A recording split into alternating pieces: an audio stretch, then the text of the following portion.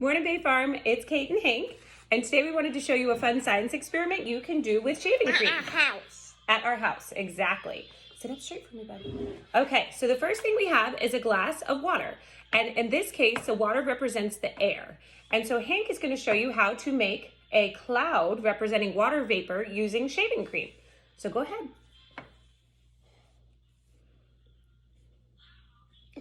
And some good questions to ask your child as you go through this is, do you think I wanted some whip. I need to whip it more. Higher up? Okay, there you go. Is if they think the cloud will float or sink. Or melt. Or melt. Yeah, like that other one. That other one melt. That other one melt. Let's show them the cloud. Ready? Okay, I'm going to help you a little bit. Here it comes. Good, not too much. That's perfect. So in this case, the cloud is going to float, just like in the case with rain clouds. They're up high in the sky. And so now next, your blue food coloring represents the water. So if you go ahead and give a couple of drips. Oh, you want to put it on the cloud. There you go.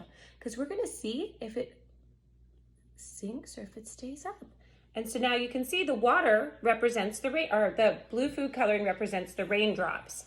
And so as it comes down, the water gets heavier on top of the cloud, just like in the outdoors.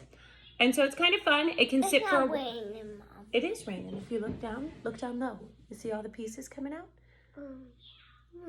And so we've now made a rain cloud. You can keep this out for a while. It's actually a lot of fun to watch and have the conversations about the rain and the weather and how it's not raining anymore. So we all get to go outside today.